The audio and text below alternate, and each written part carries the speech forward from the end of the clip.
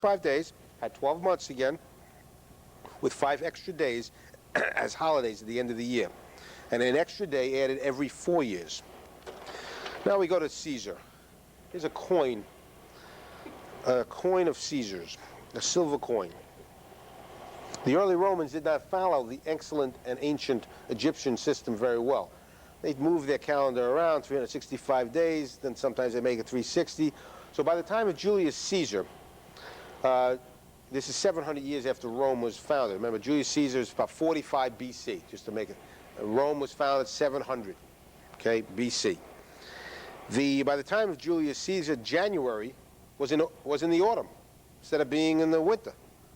So they had a lot of trouble with these discrepancies. So Caesar, as a timekeeper, that's what his official title was, among other things, he changed the calendar and caused the first of the year, for the year 709, in the Roman calendar to begin in March. Remember, the Romans ruled the world, so time was dated from the beginning of Rome, at least the world as they knew it. He then set up the months, and he named them as well. This was called the Julian calendar. This is the one that we followed up until the 16th century, but basically it's still the same one that we follow today.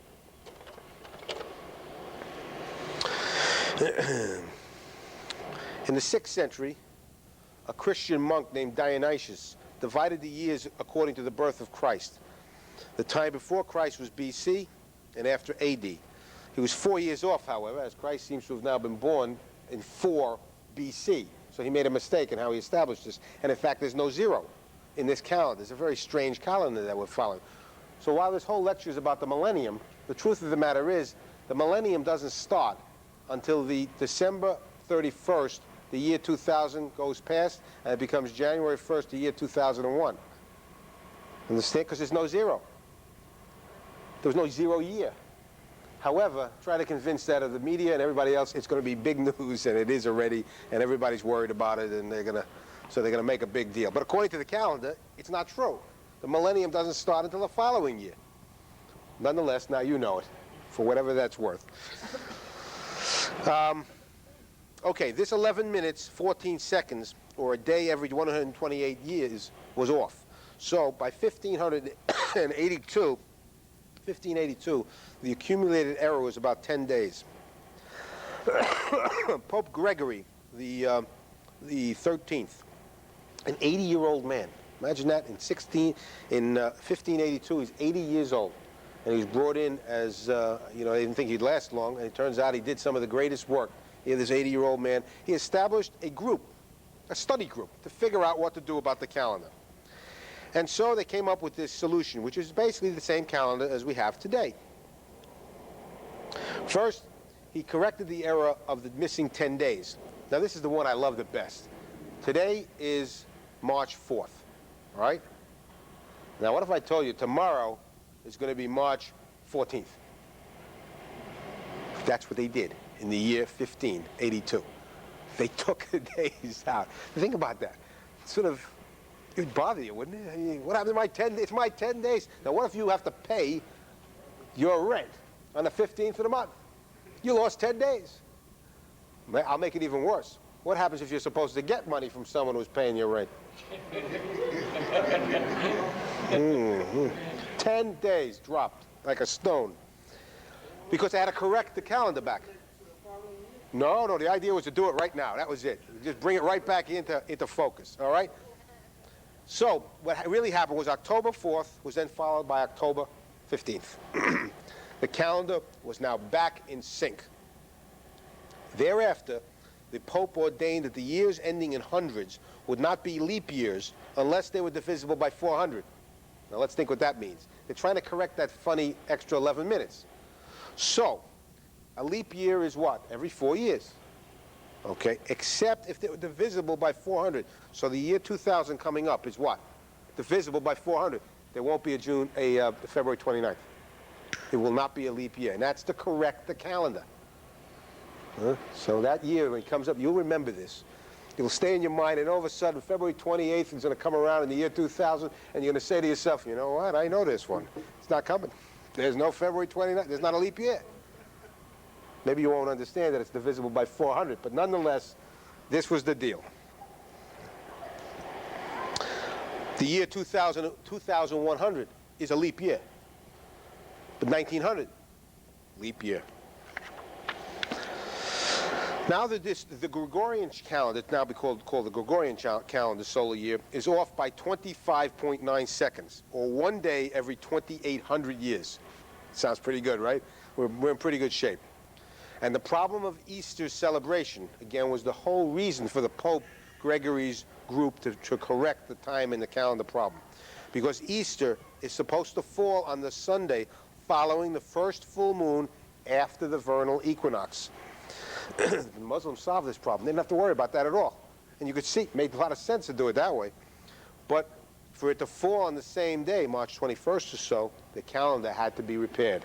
And that's what they did. They repaired the calendar. They also, at the same time, moved the year. So the beginning of the year was now January 1st. Now here we have the president of our country, the first president, the father of our country, George Washington. Now he's used a lot because in the Gregorian Reform calendar, it was originally adopted only in the Roman Catholic countries. It was not accepted in England or the American colonies until 1752, almost 100 years later. Records of that era refer to the Julian calendar as Old Style, or OS. And you see it in Bibles. They put OS after their dates. Or New Style, NS. The New Style begins on January 1st, while the Old Style began on March 25th. Washington's birthday was February 11th, 1731, in the Old Style. But in the New Style, he was born on February 22nd, because you had to take those 10 days out. So they changed his birthday. They changed everybody's birthday. Everybody's birthday has been changed. Now today, of course, we just celebrated President's Day. It's all mixed and mushed. They want to make it Monday, that's it. Stick two presidents at the same time, two for the price of one, and make it a sale day. I mean, that's what it's become. But nonetheless, he is actually born on February 11th. But by moving it back those days, he changed the year. So Washington's official birthday when he was born was February 11th, 1731. Now it's known that he's born February 22nd, 1732. So by moving the 10 days, it actually affected, and moving the date of the beginning of the year, it actually affected the year as well. This system that we now talk about, that we use today, is later spread to the non-European regions. Japan took it in 1873. China in 1912. With Sun Yat-sen, he took this. Turkey in 1917. Remember, that's the end of the great Ottoman Empire. Russia in 1918. Greece, 1923. However, the Eastern Orthodox Church retained the Julian calendar. So that while they don't have the new calendar, they have the old calendar. They still have the problems of when Easter comes up. So it wasn't until very recently that all the major cultures and societies have one calendar. Now, the English Parliament, when they decided in 1752 to to take over the new calendar, they had to now drop not 10 days, but 11 days. And they did the same thing. They dropped the year from September 3rd to September 13th, 1752. They dropped it all to balance the new calendar. And there was a lot of complaints in the newspapers. Now, newspapers were starting to come up about, what are we doing? Where did my days go? And people were complaining about being paid on time. That was a very big issue. Well, you see, that's the question. You see that question he asked? It depends. That's the real question. Well, it's about us here. Do we all agree that's 1999? No, I don't agree. Well, then we don't agree. History, man. That's right. But you see, in order for us to do business together, we got to agree. Because if I'm buying your goods, I want to know you're going to deliver. And I can't fool around with this year business. So whatever year you want to decide, I'm going to go with you. But that's what we have to do. This is by agreement. It's 1999 by agreement. By agreement. Okay. We agree here. Now, if we decide right here and now we're going to change it, I think we should establish this as the year 1. Right now, we're going to start all over. This is the year 1. All right? All right, now what does it mean? We go out of here, we're happy. We're going to proselytize, it's year 1. Are we going to go very far? No, there's 6 billion people in the world right now. They're not going to agree to this. You got to be at a level that does something and makes a difference. Correct me if I'm wrong, according to this calendar in 1999. That's right. Are we though? Are we? All the studies that you did. He over answered the this. years, He answered your question. The answer is in this calendar that we've been talking about, I know that. 1999. Very good. Ah, you guys are good. I'm glad. I was waiting for that question. Okay. Now, from ancient times, this is another one of these Van Gogh paintings. Wonderful painting. You really can't do justice to these paintings. This is called Starry Nights. From ancient times, man not only measured the yearly cycles, but also devised different means for measuring the parts of the day, so that he would have the day for labor, the night for repose, for sleeping. But someone, or rather some people, wanted very much to keep better track of the time. Not merely to know it, but to use it. Where and how they did so was very unnatural indeed. If you think about it, it was very unnatural. But they started very early. Here is Cleopatra's Needle. Okay? This one is in London. We have another one. We have the one here. There are a lot of Cleopatra needles. This one is in London, but this once stood outside a temple in Egypt devoted to the worship of the sun, and its function was to measure the hours of the day. You see the point? Now, what this is called is it has a funny name. It's called a gnomon, G-N-O-M-O-N. And when the sun hit it, it's a sundial. It's basically what this was, a sundial. A circle would have been marked around the base and divided into 12. This may be 40 feet tall. And divided into 12. And the Egyptians would count starting at midnight and thus incorporate day and night into the same measurement. So they'd figure out some sort of hourly basis. So now we're starting to see the first of these time machines that we first started this discussion by looking over on the wall there with that, what we call that electrical clock. Here we see a shepherd's sundial. The Greeks and the Romans had shadow clocks or sundials on a smaller scale than those giant obelisks. The measurement of the day by the passage of the sun made it seem obvious that the Earth was the center of the universe. The sundials remained the dominant method of recording those hours. This was in use, this particular sundial was used in the Pyrenees until the Pyrenees Mountains between France and Spain until recent times. The sundial indicates the time of the day by the shadow at its surface, which is marked to show the hours or the fractions of hours. Okay. In the 1st century AD, the accuracy of the sundials improved to such a degree when it was discovered that if they set that gnomon, that little piece that sticks out, or the big one, see the shadow? That's what tells you where the time is. They started to realize that they could really get some very, very clear and exacting measurements with this. In the medieval days, they started to establish these sundials everywhere. And here, on Chartres Cathedral, they became quite sophisticated. And they're actually sticking them in the architecture of the great cathedrals. And this was very unusual because this one is a vertical one. But it worked. And of course, the one that we still use to this day is a garden sundial. You see them, and they're very workable. They're not exacting, but they're very workable. That's a garden sundial. You can buy those anywhere. You can see it at the New York Botanical Gardens. They have them all over the place. That's just a little bronze piece. This is a water clock. Now, the water clocks were used in most ancient civilizations. They were introduced to the Greeks and the Romans by the Egyptians and later perfected by the Muslims and then the medieval monks who added alarms to mark the hours for their prayers. The idea was to measure time against a falling level of water inside the vessel.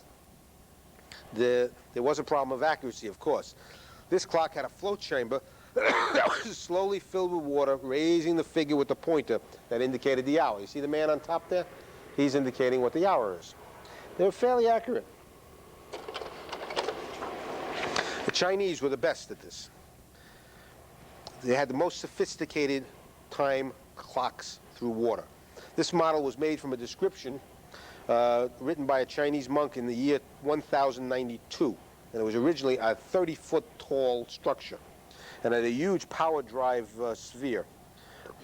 And the water was released every quarter of an hour, causing a good deal of shuddering and creaking. And of course, an old favorite for making your eggs. Still used today, right? The sand glass is a timekeeper, is a relatively recent invention. It's much more accurate than the water clock, as the rate of the sand running out does not vary with the height of the sand. Good quality sand glasses, even centuries ago, were not filled with sand, however. They were filled with powdered, finely powdered eggshell, because it runs more consistently.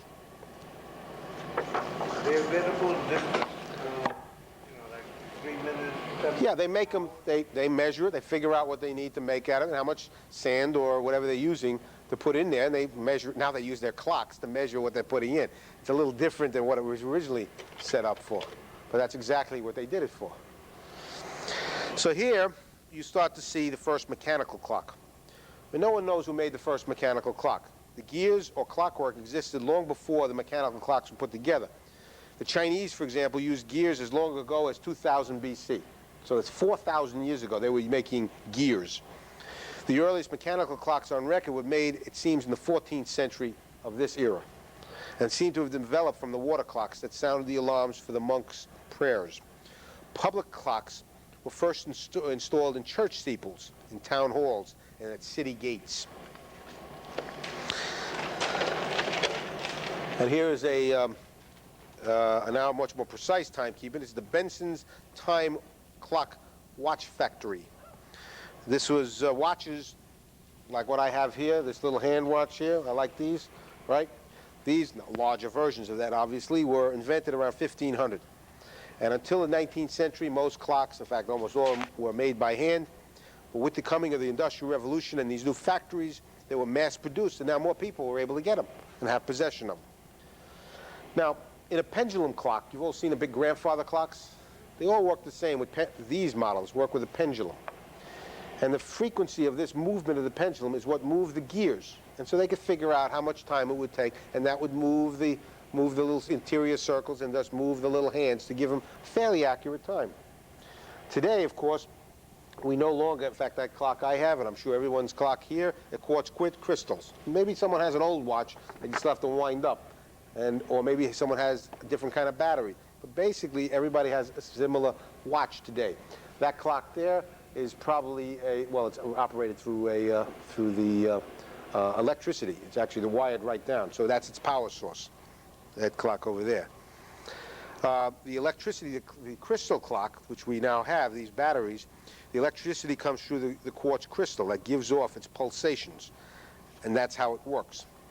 Now, around 1583, Galileo discovered the period of oscillations of a pendulum. He figured this out, and he figured that it was really fairly regular they could work with, and so that began this process where they were able to make these pendulum types of clocks much more controlled and make them much smaller as well.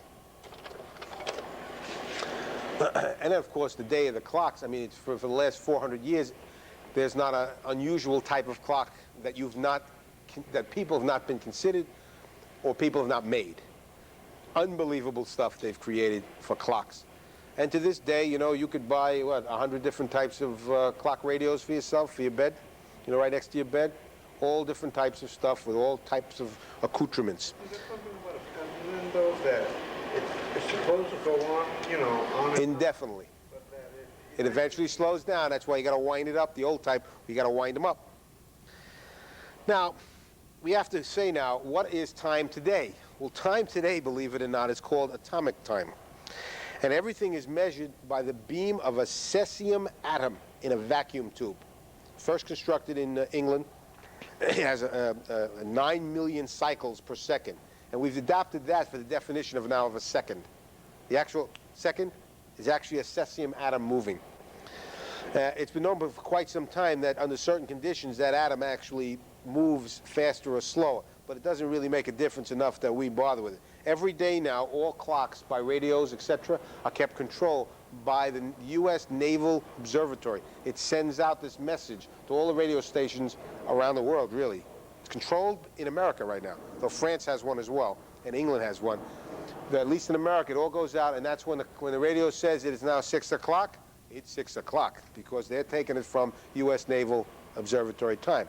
Except, there's one problem here. What happens with Eastern Standard Time and Daylight Standard Time? There are actually places that have different times still. It's an hour off or an hour ahead. This is a Tiffany clock, work of art from 1885. Then, of course, you've got many further scales of time measurement. You have names like rotational time, based on the Earth's rotation on its axis. Ephemeris time, the motion of the Earth and the Sun. You've got carbon dating. That's why I was talking about dendrochronology, the using of wood. Now people are actually doing with carbon, how much carbon atoms are in older pieces. Someday this piece will be found, buried somewhere, and they'll pick it up and they'll try to date it. And they'll date it by measuring the atoms in the plastic shield that surrounds this particular machine. There are a lot of ways in which it's done. These are just sunsets. A little picture of downtown Manhattan. Now, an interesting sidebar is about modern time. Has a modern invention on top of the rest of the inventions for reckoning time. Standard time was begun in November 18th of 1883, so a little over 100 years ago. Standard time was established because, just like I said before, you had that problem with the calendar. Well, there was a problem with time because the railroads were now going across this country or going across Europe, and everybody had a different time. What's noon to you? 12 o'clock. What is it, though? How can you tell when it is? When the sun is directly overhead. Everybody agreed to that. From Cro-Magnon man to today, if he said the middle of the day is when the sun is directly overhead. So on that obelisk, or the sundials, it means it doesn't show off a shadow. Directly overhead. The problem was directly overhead was different every 100 miles, wasn't it? So you got a problem now. You got to keep turning back your clock or putting your clock ahead. The railroads didn't like that. The railroads changed time. Not the calendar, they changed time. And what they did is they established a commission. Everybody always establishes a committee or a commission. And they realized they better put in time so that in groups of areas, and so like in America, we have 4 time zones on the continental United States, right? We're in the Eastern time zone. But let's say the border of Eastern and then Central time, right over here, you're living right on the other side of it. Yeah, just think of what happens here. Well, a lot of these places that are on the border, they don't like it. They don't like that at all. They keep the time that's here. Let's say it's their town. They usually tried to make the town, inside one area. But then towns got bigger. So now you're inside one area, now you're living on the other block. You're outside of this area. So what do? Where's your time? You're either 12 o'clock or 1 o'clock. You're not sure. You got to make a decision. So the town fathers make a decision. It's 1 o'clock. But the businessman doesn't accept that because he has to get his delivery. So he's calling it 12 like everybody else on this side. Nonetheless, they tried their best to do this. So the time sequence, and if you ever look at a big globe, you could see the lines and how the Earth is separated. And the international date line that separates the 24-hour part, what that does, it's not supposed to touch anything. It goes between Alaska and Russia, and it squiggles down to get outside of all those islands that you see in the Pacific. So you could go from Mondays back. You most definitely can. You most definitely can. So, pretty much what we've described, and when we try and do the Earth, we say that we're by 4, is that the Earth is divided into 24 basic zones, 15 degrees each. The Earth is 360 degrees. It's a globe. It's a circular thing. So what you're trying to do is keep the time within those 15 degrees.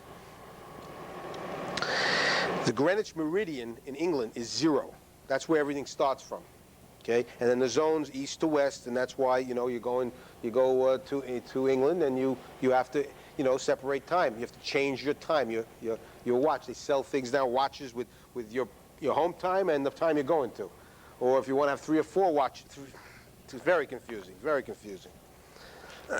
Standard time is thus calculated on the mean sun across the middle of each zone. So the sun is not exactly in the right place at the right time. It's not always highest in the noontime when it should be. It's because it's on standard time. Remember, when you go west across that international date line, you add 1 day. You go east, you lose 1 day. When New York City became much more mechanized and civilization became much more mechanized, and now communications becomes intricate and all around us, the quartz and the atomic clocks abandon all dependence on heavenly measures. An interesting problem of that, isn't it? But since 1955, the atomic clocks have replaced all the mechanical clocks, and that's what establishes what precise time is today. And yet, while man is no longer reliant on the natural movement of the seasons to make his living, most people, or to plan their life, indeed with the invention of electricity, man is no longer tied to the limitations that night imposed on him. And you know, in the U.S., of course, we have this thing called daylight savings time. It's a very strange thing, basically for farmers, that throws everybody off. And that's what we have. We're into that right now. And come April, we'll, you know, it's fall ahead, spring back. Very everybody gets confused about this one because it's very confusing. And daylight savings time was only in this century. They'll probably dump it at one point. This is just an airplane as we go. For many people, the seasons have lost their impact. The airplane can take you from one season to another in a matter of hours. Precision and standardization is now the highest priority in the reckoning of time. Scientists calculate leap seconds to round out the days and the years. But if we look at this man here, who began his life in the other century, this is Albert Einstein. In every century, there's one or two that are just, they could be, and they are, the titans of the time. This man had his theories of relativity indicated that time is not the same throughout the universe, but is dependent upon speed. Well, remember what we talked about earlier, how fast the Earth is revolving?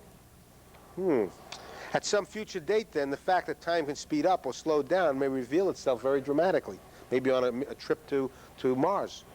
You know, maybe that's true. Maybe it really will happen. For example, an astronaut on a long space mission may very well return less aged than his counterparts on the Earth. It's an interesting study, this thing. And as we say, one man, let's look to the other, Da Vinci, another, the giants, the titans of the human race. Even in space, man's internal biological clock continues to tick to the cycle of day and night. There's not a person here that doesn't feel that every single day. When you wake up in the morning, why did I wake up, you may say? Or you're raring to go, or whatever it is, you're turning not to that clock, not to the atomic clock, not to the calendar, not to the year, not to anything but what's inside of each of us. Because remember, we're electrical as well. And something turns inside us, and it's time for us to get up again. It's time for us to begin. Once again, whatever it is we will do that day. It's called the circadian rhythm, and it's stamped in our blood. The astronauts, the way we've really seen this is what happens when the astronauts go up into space. They continue to sleep according to this cycle, even when they're in space. They can't really break from it because it's our internal stamp. It's our internal stuff. We are hardwired. It's the new expression. That's the one we are done. And so, what I like to show, this one came out good. This is the Earthrise from the moon. Someone took a picture from the moon of the Earth rising. Think about that. What a great shot, right? Thus, man, of all of Earth's creatures, is imprinted with the stamp Earthling in the form of the circadian rhythm. And no matter where we go in the universe, we still bear the mark of Earth time. Thank you. Is this possible? Yes. Yes, sir.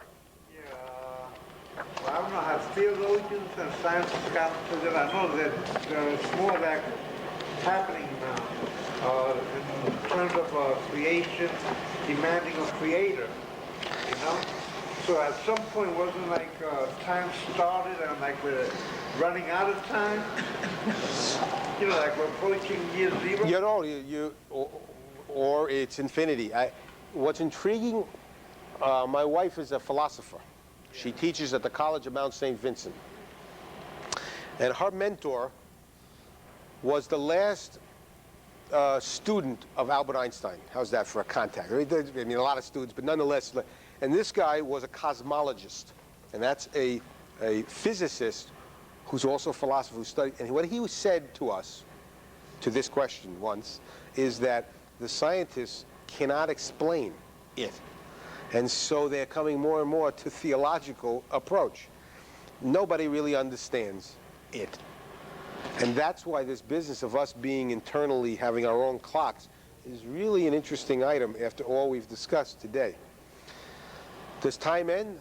I don't know, but I do know that time has a way of floating. I'm sure all of you have experienced.